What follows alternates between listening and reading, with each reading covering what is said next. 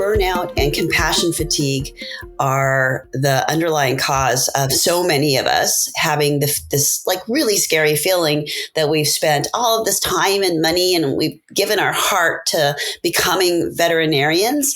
And then we get into our job and suddenly we start to have these feelings that we don't belong here. Sometimes folks might feel like they're not getting the fulfillment that they need. People worry that they're in the wrong hospital. And even scarier is when we worry that we're in the wrong profession, that we spent all of our time and energy diving hard and swimming as hard as we can towards this goal. And we achieve the goal. And then it's not giving us the fulfillment or the joy that we had expected. That is VIN Foundation's Vets4Vets team lead, Dr. Bree Montana. And this is the VIN Foundation's Veterinary Pulse podcast, special Inhale, Exhale series. I'm Jordan Ben-Shia, Executive Director of the VIN Foundation. Join me as I talk with veterinary colleagues about critical topics and share stories. Stories that connect us as humans, as animals, as a veterinary community. This podcast is made possible by individuals like you who donate to the VIN Foundation. If you enjoy this podcast and want to hear more stories, you may support these efforts with a donation at vinfoundation.org/give. Thank you. Please check the episode notes for bios, links, and information mentioned. Welcome back here to our listeners, and I'm really excited that today we have Dr. Bree Montana joining us. She is our VIN Foundation Vets4Vets program team lead. You also might remember her from the Future So Bright podcast series. We have more episodes of that coming up to give you an update on where Dr. Montana is on her journey. It's very exciting. And here we are back for the Inhale, Exhale series where we focus on mental health. And today we are specifically talking about preventing burnout and compassion fatigue. Welcome, Bree. Hey, I'm so happy to be here. Hi, guys. We're so happy to have you back. We all have this deep love for veterinary medicine. I am hoping that a majority of our audience does as well, and the animals that it helps. But we do know that it can be very tough on humans. So today we're going to cover 5 topics. One is identifying burnout and compassion fatigue. Number 2 is understanding the cause. And number 3 is how to handle feelings of losing the joy and sometimes the fulfillment in vet med. Number 4, the importance of team culture. And number 5, how to get support if you feel like you might need a friend to talk to. So Bree, let's start with understanding what is the issue. Yeah, that's the key point. Burnout and compassion fatigue are the underlying cause of so many of us having this like really scary feeling that we've spent all of this time and money and we've given our heart to becoming veterinarians. And then we get into our job and suddenly we start to have these feelings that we don't belong here. Sometimes folks might feel like they're not getting the fulfillment that they need. People worry that they're in the wrong hospital. And even scarier is when we worry that we're in the wrong profession, that we spent all of our time and energy diving hard and swimming as hard as we can towards this goal. And we achieve the goal. And then it's not giving us the fulfillment or the joy that we had expected. It's a terrible feeling, and I empathize. I've had some, dark nights of the soul when I'm like, wow, am I cut out for this? And a lot of this comes from us not getting the fulfillment that we need, not having that right balance of emotional and physical and intellectual output compared to the emotional, physical, and intellectual rewards that we need from our work. Because if we're working really hard and we're putting out a lot of energy, but the energy that's coming back to us, the feeling of fulfillment, the feeling of joy, the feelings of camaraderie that we have with our teams, I mean, that's also a big part of it. If we have all of those rewards and that level is really high, it makes up for a high level of difficulty. And Yeah. sometimes it's out of balance. And it's definitely a lot of what we hear from colleagues reaching out to our Vets4Vets program that are just not quite sure. It just seems like something's a bit off and looking for a friend to talk to and someone that understands what they're going through. So let's start with identifying burnout and compassion fatigue. Yeah, good question. So I feel like many of us will, throughout our careers, experience episodic burnout.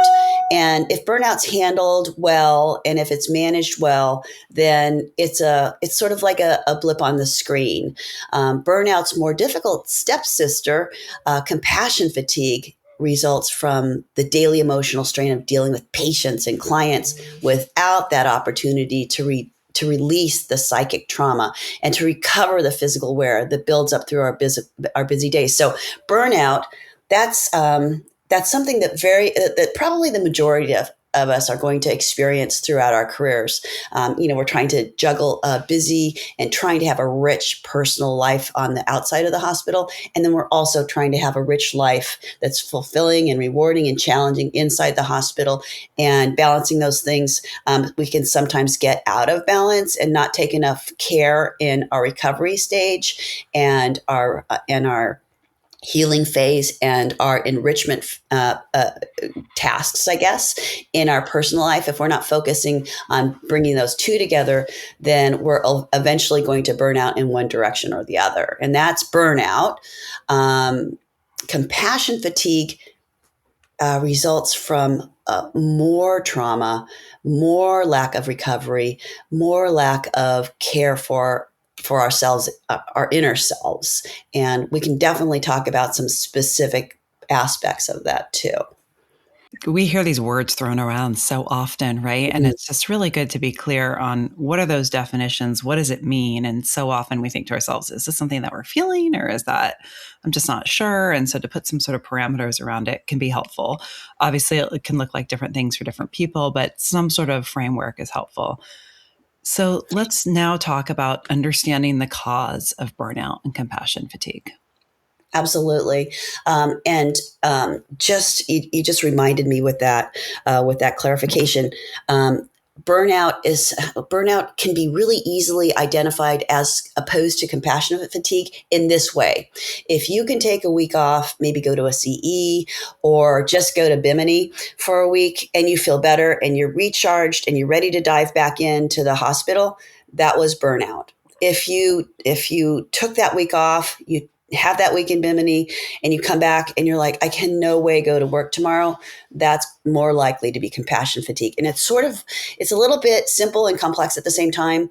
And for me, the way I like to put it in my brain is burnout, if managed, just becomes burnout, and you go back to work and you're happy and everything's rolling along smoothly.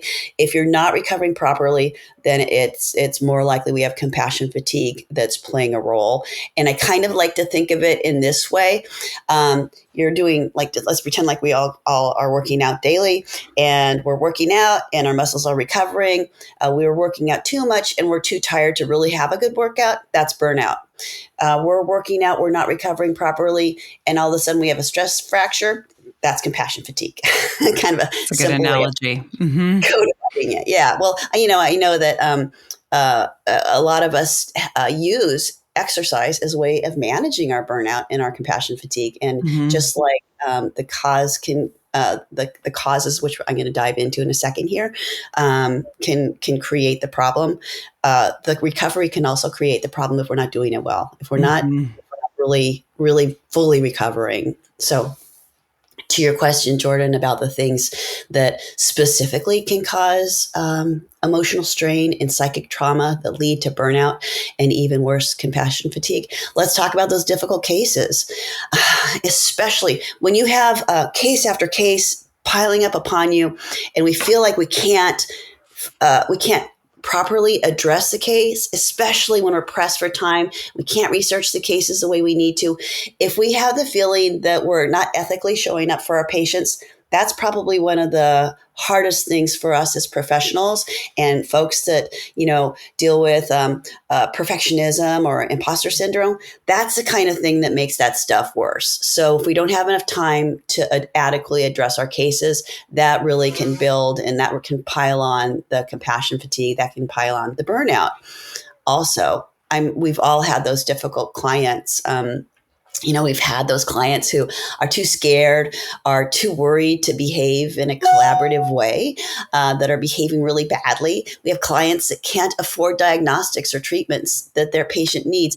This is a heartbreaker for us. We have a dog, a beautiful, beloved dog who has something that could be fixed, and all we need to do is be able to throw some money at it, but there's no money.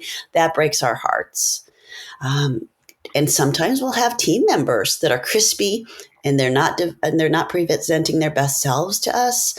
And of course, for me, the worst thing is if I exhibit a behavior that I regret, if I don't behave in a way that matches the way I see myself or I hope to see myself. And all of those things really can happen in our days. I know, Jordan, you're someone who loves your dog and you take wonderful care of your little Zoe.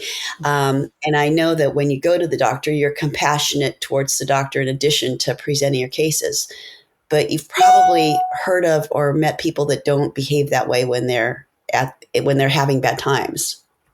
Well, absolutely. And I'm obviously going into it with a different view because I spend all day, every day with amazing veterinarians. And so I have a much different view on it and an appreciation for the challenges and struggles. And, but I think that that has got to be, veterinarians have these incredible talents to do incredible things and to really help animals at unbelievable levels with their knowledge, with all of your knowledge and expertise. And it must be so challenging to have an animal come in.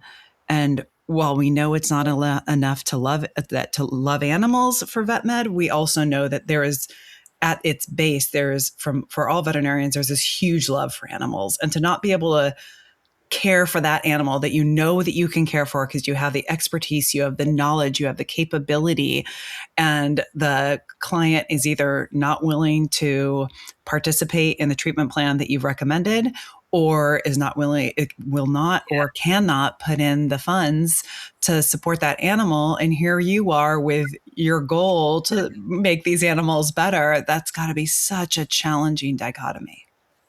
It's so painful. It really hurts us where we live. We go into this profession because we love animals. We love that people have for their animals, and we love science. And so that perfect intersection of of art and science and heart. That's where we live. And when anything happens to damage that relationship, it hurts us. And so we really need to take time to heal that. The good news is that we can, and we will talk about some steps to do that in a minute. But I want to also talk about another aspect of most veterinary hospitals that makes it almost impossible for us to avoid burnout. And that's task switching. So we all have this, I used to have, I'll speak for myself, I'll out myself as somebody who thought I was really good at task switching. And that's task switching is what we're doing when we're multitasking. So I really felt like I was probably, the hero of the multitasking world. And then it became clear to me that I am in fact not. What? This is news. This is worthy of a press release for sure. I'm like, ADHD is my superpower, but apparently it's not. And what I have learned is I shouldn't be watching TV when I'm trying to learn something. I shouldn't be task switching. There's a ton of research about that because multitasking has sort of become something that people are focusing on in the psych world. And so they've done a lot of really cool deep dive studies into people that are, really good at whatever their particular task is. And they had them do that same task while they were multitasking or task switching, and while they were focusing directly on the task. And they were significantly better at that same task when they were not task switching. We like to think that we're really good at multitasking, but the reality is, scientifically, when we do that and we hook up all those cool little EEG electrodes to brains and we study what's happening in the brain, while people are trying to task switch versus going straight and solo tasking, we've found that it creates and elevates anxiety. It also makes our thought processes really muddled. So we're not actually as good at doing our jobs. And they also have found with these studies that when folks are trying to task switch, in addition to it creating that kind of elevated anxiety, that anxiety that occurs while we're in that process, it remains afterwards. So we have a heightened level of anxiety after we've finished that really super busy day. So go with me on this journey. You step into work. As soon as you arrive, you had a long drive, so of course you need to pee. And before you can do that, three people have asked you important questions about things that must be handled immediately. If that is anybody's experience, raise your hand. It's definitely always been mine. And that's the very first step of the kind of multitasking we're expected to do when we're at work. We're still arriving. We haven't put our backpack down and put our snack in the fridge yet, and we're already asked to start working. And then we start seeing our patients. And while we are seeing clients, when we come back to the treatment room to put things on the whiteboard or, to get some blood drawn, we're pulled away and asked about the pre-med for our anesthesia patient this afternoon. We're really trying to figure out what's going on with the patient in our hand and the client that's waiting for us in our room. We haven't finished writing up our chart yet, or even, started writing the plans in the chart yet. And meanwhile, we're being pulled away to do another complex intellectual study, a little exercise. We need to figure out how aggressive is that dog that's going to have his neuter today? How painful will his procedure be? And, kind of figure out all those steps that go to creating an anesthesia protocol. So that's task switching. That's the negative aspect of multitasking. And that's something that we experience on the daily that increases our level of anxiety, increases our chances of burning out, and can lead to compassion fatigue. Gosh, and that's just something that we're all dealing with, especially in this world currently of just being bombarded with content and information at a speed and level that we've never experienced based on the channels that are available for that. And that didn't used to be. And so you really have to protect yourself in a lot of those different ways. How, if we have colleagues who are listening and like finding themselves like, whoa, that's totally me. I'm absolutely doing this. How do they handle the initial feelings of potentially feeling like they might be losing joy or fulfillment in this job that they know they love? Yeah. And that's the most important part of recognizing burnout or compassion fatigue when we're relating to our career that we've invested our whole selves in. I mean, the problem with that, but that task switching, that multitasking, those difficult clients, those difficult cases, all of that is that our joy can be diminished. We don't have the joy that we wanted. We start to recognize, hey, I'm not really stoked about my job. Mm-hmm. When the positive experience of joy and reward are outbalanced by the negatives, we become burned out. We can begin to experience that compassion fatigue. And the thing is, Jordan, the burnout and the compassion fatigue, they don't just live in our workspaces. They don't just live in our work life. They live in our bodies. So that means that anyone we see and anywhere we go, we'll carry that negative weight with us. So when we start to say, hey, it's a Monday, it's going to be Monday tomorrow, and I just don't feel like going to work, that's our first sign. Mm-hmm. If we go home, if we start to notice that, hey, like all the team, our associates or my friend from the other hospital, they're all headed out to go bowling on Saturday, and Saturday's my day off, but I really want to go bowling, but screw them, man. They're going bowling. I'm just not. And Right. you need somebody to love to do that kind of social interaction. So when your social activities change, your energy for that changes. When you no longer can get up to go and do the workout after work, and that used to be your happy space, that's our sign. That's a sign that we need to really pay attention to what's happening in our world and start to put into effect some of the treatment plans that actually can work for this. Because there are ways that it doesn't have to be like this for us. It doesn't have to be hard for us to go to work. It can be joyful always. It can be rewarding always, but we have to do some work to make that happen. Okay, so let's start now that we've very clearly identified the problem, and and Yeah, I know and so I don't here's know. the part's over. Yeah. So now let's talk about, some different ways to help support colleagues in this. So, I'm hearing a lot about not only is it just this individual interaction between the doctor and the client and the patient, but also, we go to work with people. And people are all products of their own childhood and all come with their own things that they're going through in every single day, right? So, does team culture play a role in this as well? Team culture is kind of the bath that we're swimming in, and if the bath water's not comfortable, then we're not enjoying the bath. and and that's every day. So every day we're immersed in our team. We're collaborating with our team. We're learning with our team. We're succeeding with our team. We're failing with our team. It's just like if you're in a team sport and you guys are all playing really well together, but maybe you don't win the game, you still had a great experience. And that's the way it is for us here in Vet Med. We are very collaborative people. We rely on our support teams.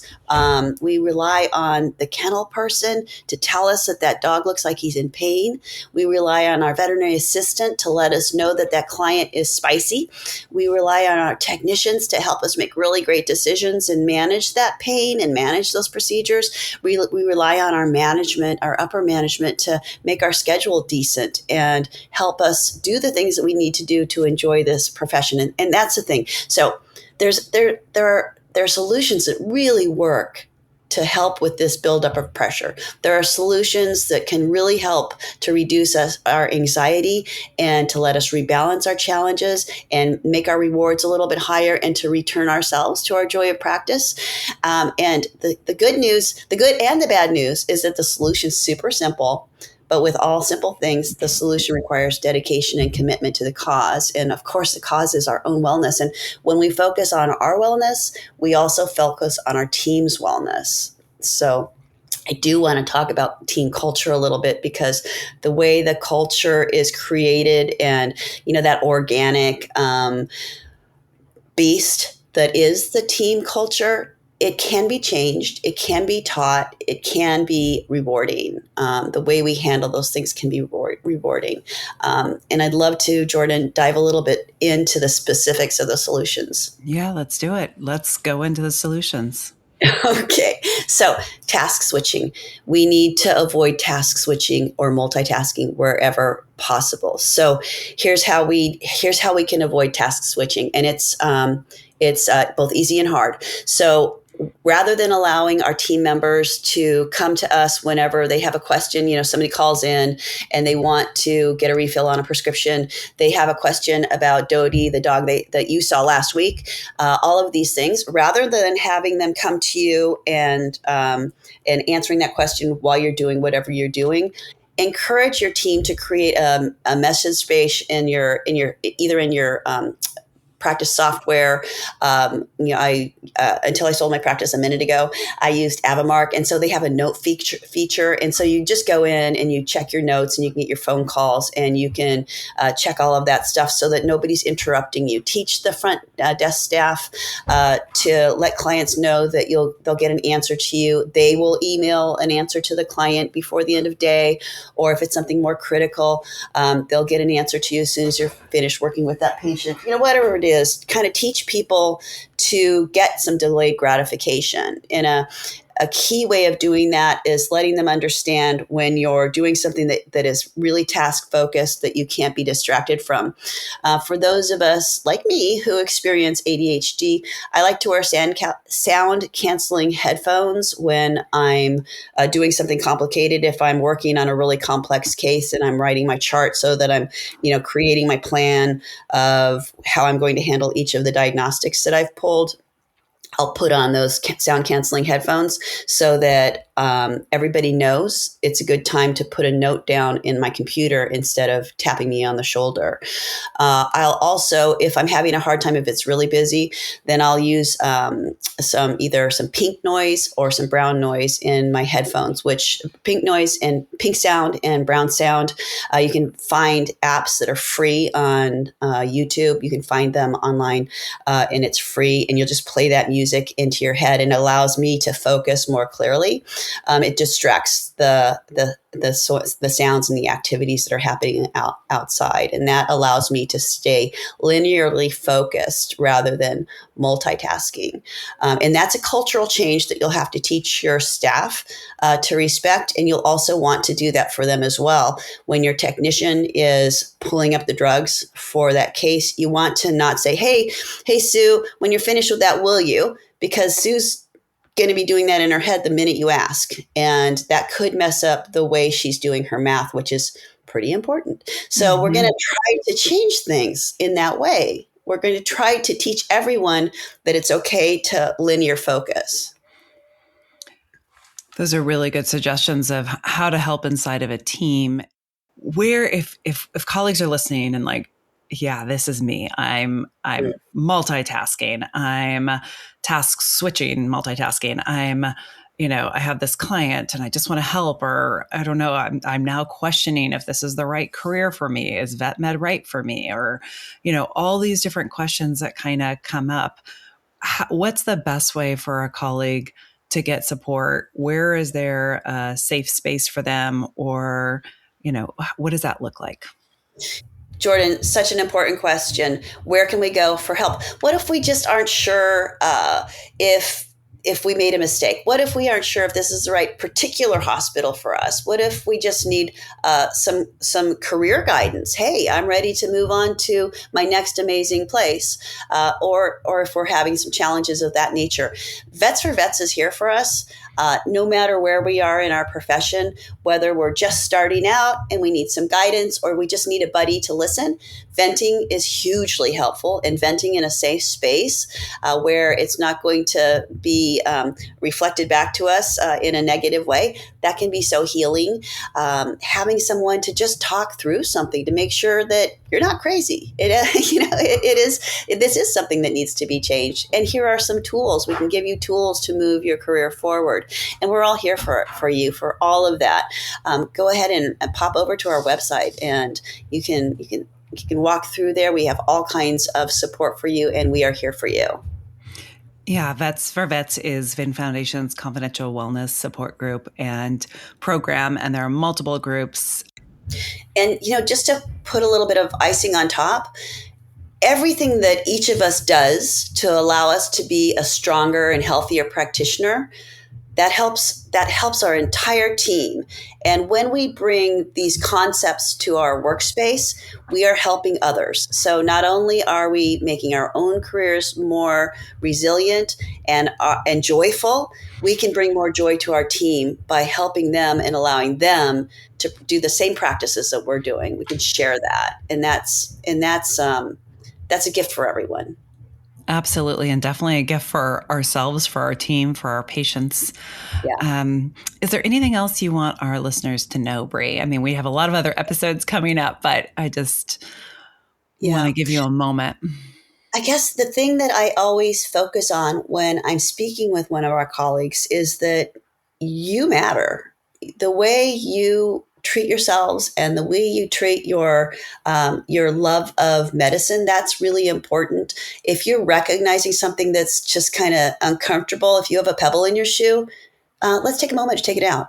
It's worth it. It doesn't have to be, you don't have to be at the end of your rope to reach out for a hand. You could just be a little uncomfortable. We're happy to be here for you. And everything with Vets4Vets, totally confidential. I think the important thing to know is that you are not alone. No matter what, Absolutely. you're not alone. I mean, Vets4Vets, we started that in 2010. We've seen thousands of colleagues have come in through support that Bree has helped and our team has helped. And you're not alone, however scary or not scary or just unsure you might think. There's no way anyone's been through this before. Trust me, they have. I probably have. My very career. Yeah, and it could be very small. It could be small or it could be big, right? But you're not alone. Vets4Vets is here to help you. The VIN Foundation is here to help you. And hopefully this episode just brings you some opportunity of like, oh, this is a takeaway, right? Yeah. And that's really our goal. Better too. I mean, it can get better. It doesn't have to be like that. It can get better. You can love veterinary medicine. Let's love it together. Yeah. And maybe you do right now. You're just like, I'm just not sure about this one little thing. Great. You know, like it could be any realm of that. Well, hopefully this has helped you a little bit. We'll have more Inhale, Exhale episodes coming. Dr. Bree Montana, as always, thank you for all you are doing for our colleagues and animals. I'm very, very grateful.